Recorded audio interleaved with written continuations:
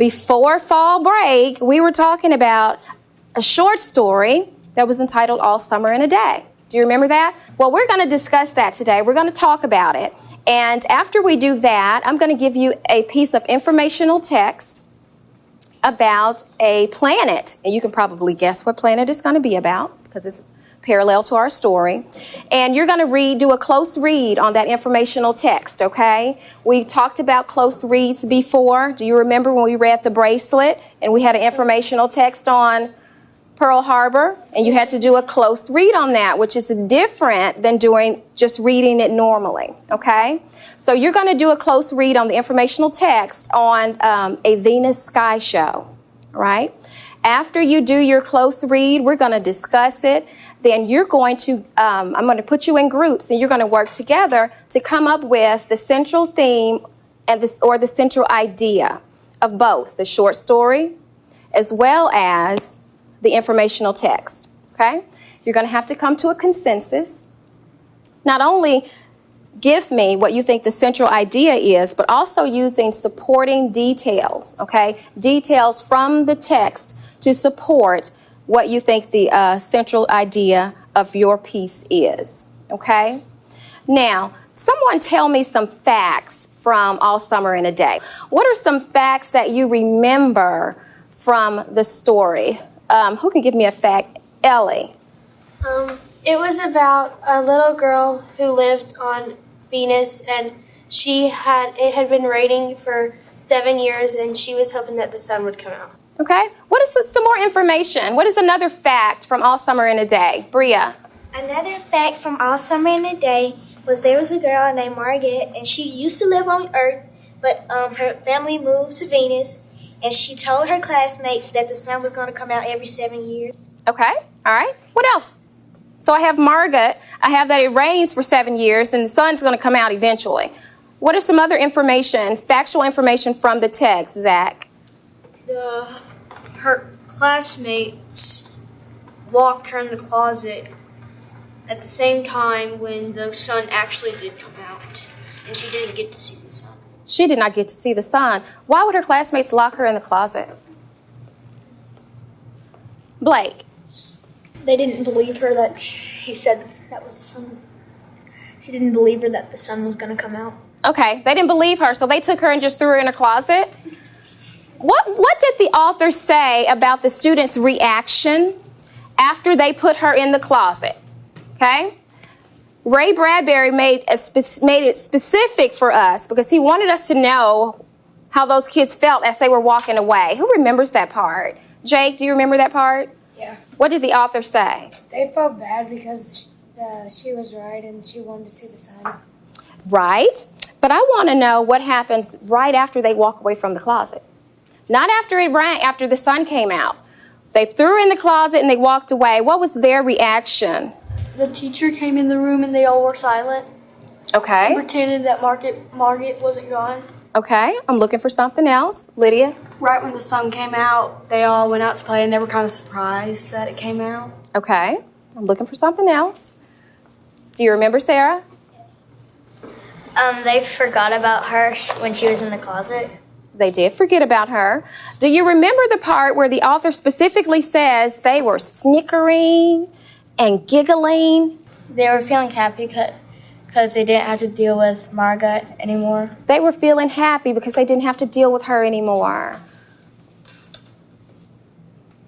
What do you think about the whole incident of them putting her in the closet? Why? She said the sun was going to come out.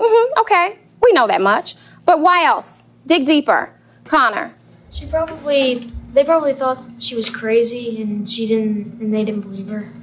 They wanted her to be punished, I guess. Okay, they wanted to punish her because she was different, perhaps? Jeronica.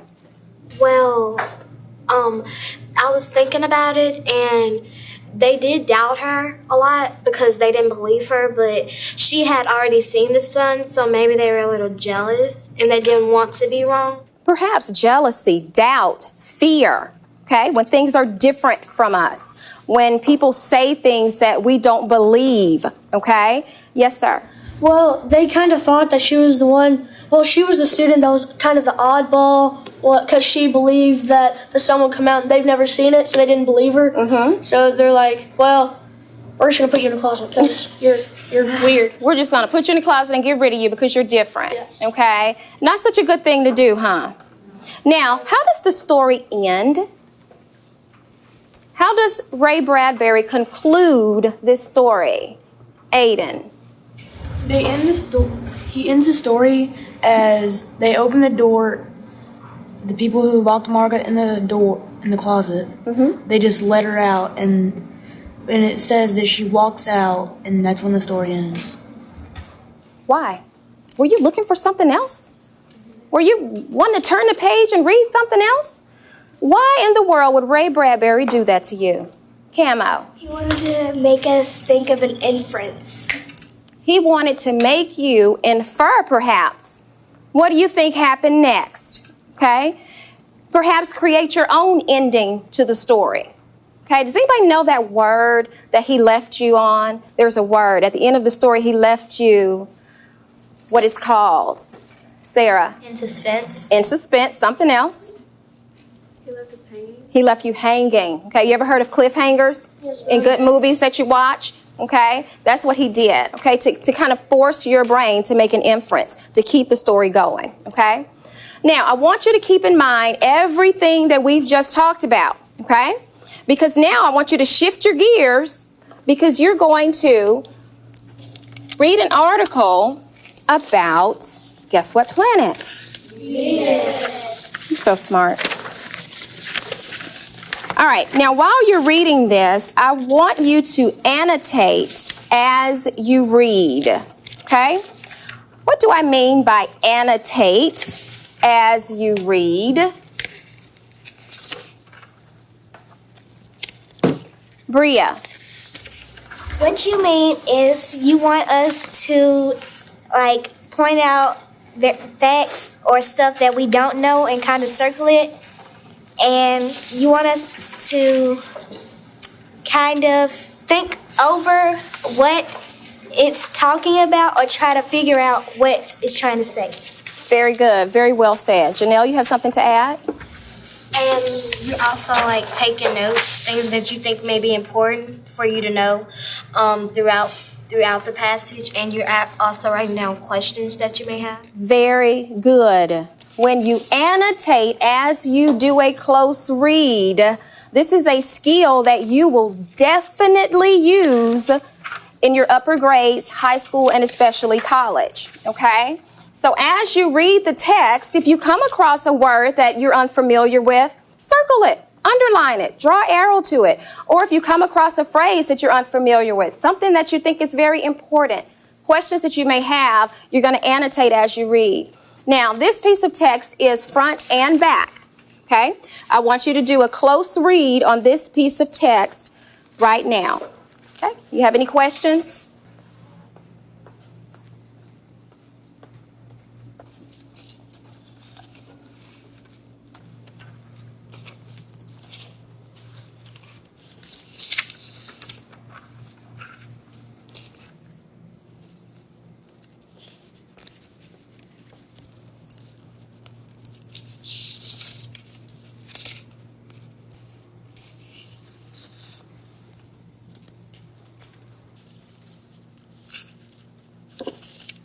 All right, let's take a look at this. Now, the Venus Sky Show. Is this nonfiction or is this fiction? This article is nonfiction It is nonfiction. How do you know that? because it provides information. It provides information, okay? How else do you know if when you're reading something if it's nonfiction or if it's fiction? Connor. Maybe they have exact quotes. Exact quotes, okay. Dialogue, perhaps. Bria. Well, maybe sometimes when you read a fiction story, there's usually a lot about fairy tales and dragons and princesses, but when you read nonfiction, it really gives you more information and stuff. Nonfiction is really sometimes stuff that really happens in life. There's one thing you can look at on here right away that will let you know this is nonfiction. What do you think that is? Nina. the date. Very good. Very good, Nina. Now let's look at just the first paragraph of this. Now this incident really occurred, as you found out as you read through this text. The rare event will be visible in the late afternoon on Tuesday in the Western Hemisphere, or Wednesday morning in the Eastern Hemisphere. Now this was written on June the 4th, 2012. Okay? Now, in front of you, you have a half sheet of paper that has the different hemispheres on it. I want you to label that Western, Eastern, Northern, and Southern hemispheres. If you need help from your neighbor, you may ask them for help. I want you to label that for me right now. Now, Venus would have been visible, the transit of Venus would have been visible to us because we're in which hemisphere? We're where? The Western Hemisphere, okay? Now, go back to the text. It is a show you likely have never seen before and will never see again. It is called the Transit of Venus. Transit means to pass through or across. During Venus's upcoming transit, the planet will appear to be a little black dot drifting slowly across the face of the sun. It's a spectacle that won't happen again for another 105 years. Is there anyone in here that watched this phenomenon? 1, 2. Very good, okay? A lot of people didn't know about this, okay? It was very, very important, though, to some people, and especially scientists. The event is so unique that museums and schools around the world are holding Venus viewing parties for those who want to see the sun with a temporary beauty mark. Even astronauts aboard the International Space Station are planning to watch the event. Anything silhouetted on the sun looks interesting, says Anthony Cook, an astronomer at the Griffin Observatory in Los Angeles, California. Seeing Venus is extremely rare. Yes, ma'am. I wanted to ask, what does silhouetted mean? What does silhouetted mean? What do you think silhouette means? Nina? Silhouette means like a shadow of something. Does that help, Lydia?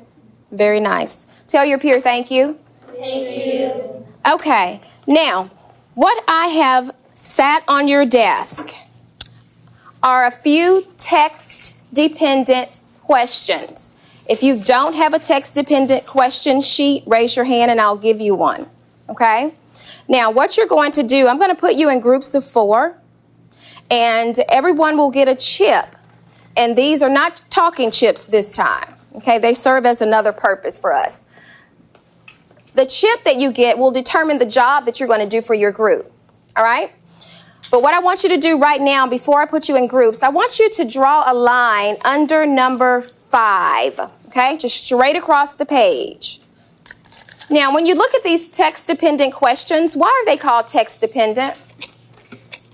Why are the questions called text-dependent, Sarah? They're called text-dependent questions because you can find the answers in the text. You find the answers in the text, not something that we think up. That's just a great idea, or something that sounds good as the answer. You go back to the text and find your information, okay? Now, you're going to be doing questions 1 through 5. What differences exist between the short story and the article? What is the central idea of the short story and the central idea of the article? What is the significance of this article? Why is it so significant? What does the author mean when he uses the words rare and observatory in this particular text? We've already identified the hemispheres, and if we had watched Venus transit the sun, which day would we have seen it? Okay? Now, you're going to get a chip. If you get a red chip, you're going to be the group leader. Okay? Now, the group leader has a very important job. Group leader, your job is to make sure that your group is on task. Make sure that the questions that are being answered, the information is coming from the text. Making sure that everyone's participating like they should. Okay? Now, if you come to a question and your group member cannot answer it, or you can see that he or she is struggling, help them out. Okay, that's okay. You can help them out.